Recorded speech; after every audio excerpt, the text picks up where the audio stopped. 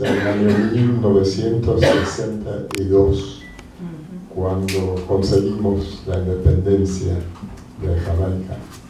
Y fue una experiencia muy interesante, porque todos nuestros maestros en la escuela secundaria, por ejemplo, no todos, pero la gran mayoría de ellos, especialmente en los grados más altos, venían de Inglaterra, habían estudiado en universidades como Oxford y Bristol, y también jamaicanos fueron a estudiar en esas universidades. De modo que la versión de las cosas que recibimos, las cosas de la historia de Gran Bretaña, así se llama, Gran Bretaña, la historia de Jamaica, la historia del Caribe, la historia de Hispanoamérica. En efecto, había muy poca historia de Hispanoamérica en nuestra escuela, porque los británicos no querían que nosotros llegáramos a conocer a nuestros vecinos. Por ejemplo, Cuba, que estaba tan cerca de Jamaica, la tentación de tratar de nadar de Jamaica a Cuba fue grande a veces, pero si no fuera por los tiburones, lo habríamos hecho. Bueno, pero estos dos poemas son, bueno, poemas que tienen que ver con la paz.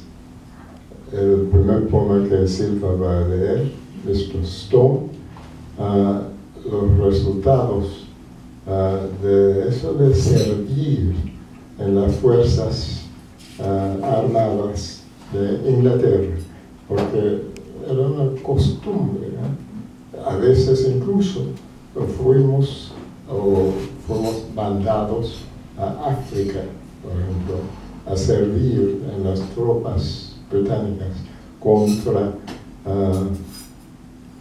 esos países africanos de vez en cuando ellos querían librarse y todo eso. De modo que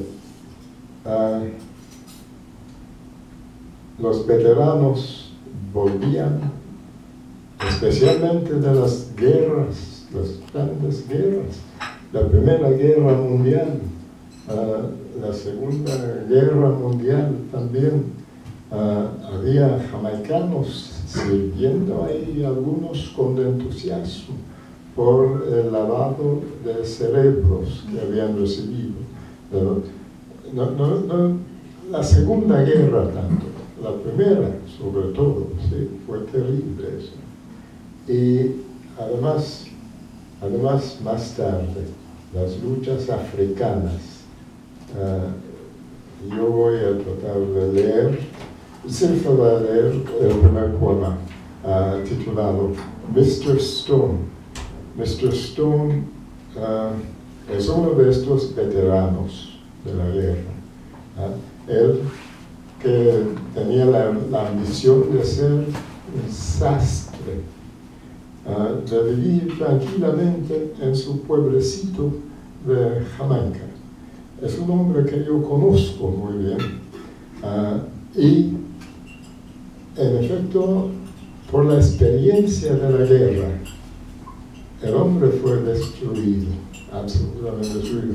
No fue herido en la guerra, pero destruido psicológicamente del choque de la guerra. Y Mr. Stone lo llamamos, era su nombre realmente. Y el segundo poema lo voy a leerlo, que tiene el título de Mugabe, que es bueno, trata de lo que para algunos de nosotros un gran héroe, pero el problema es que, bueno, la propaganda británica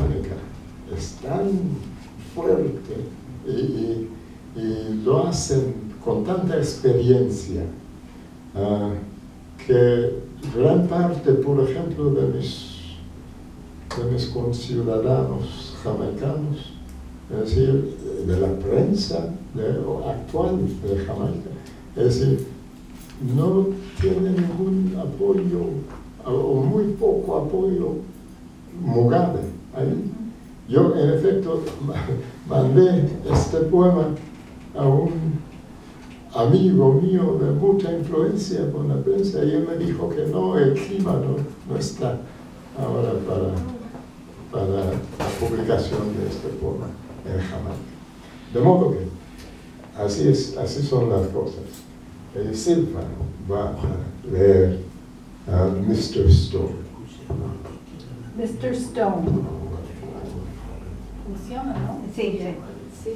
When we were 13, we were his stature, but we didn't tease or nickname the frail gentleman who wandered the streets, speaking in soft politeness to everyone and receiving reciprocated gentleness to his shell-shocked, hell-locked trances that drew us fearfully to him, like to the apocalypse when Dean Evans preached.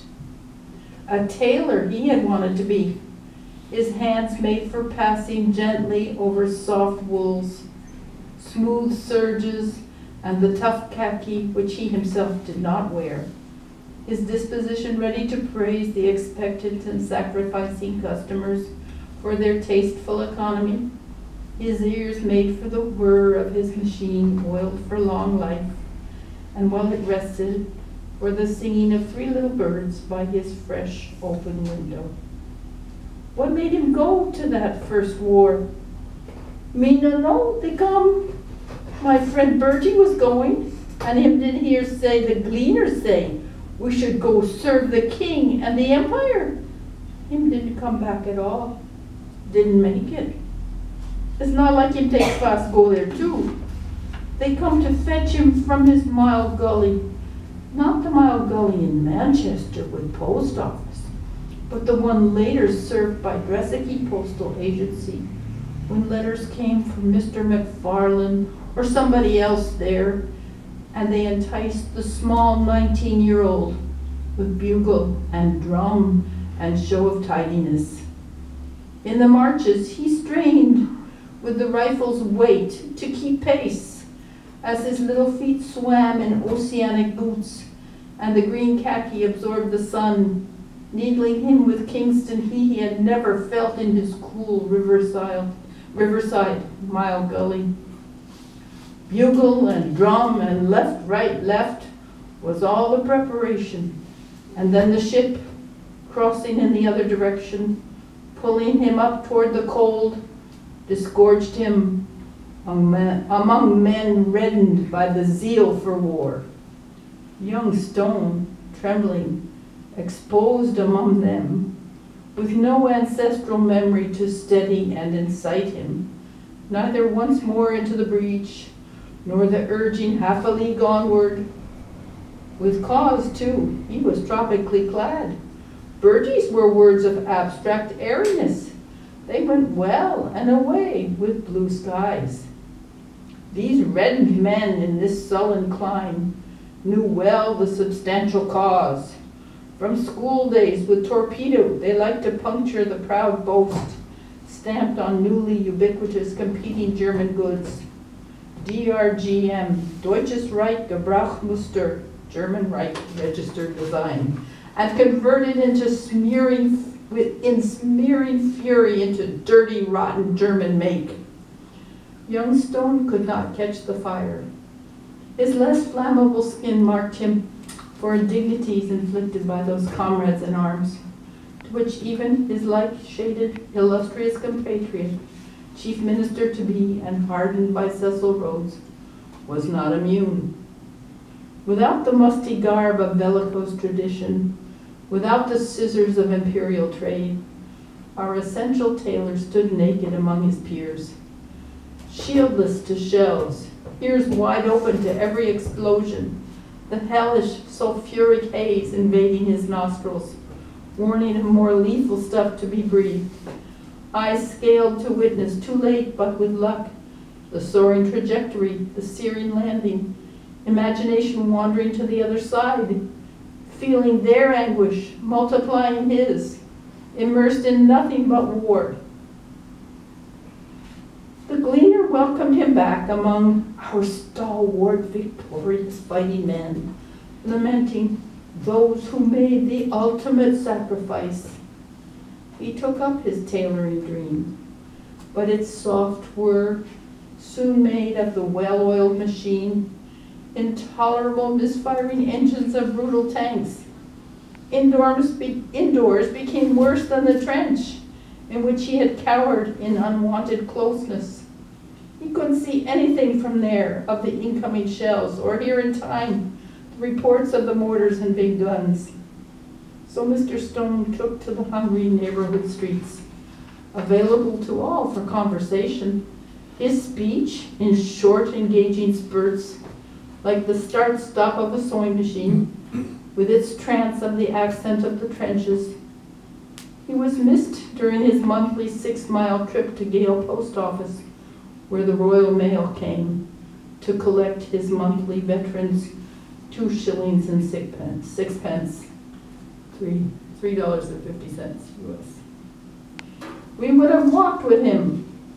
His erect gait, with military intimations, though slow, his shirt buttoned up to the neck for neatness, his bursting shoes, but we couldn't withstand along the way all the exploding shells, all the bombardments, all the projectiles whistling through the sky, that in panic he would make us notice, his hands cupped over his ears, his eyes wide with terror.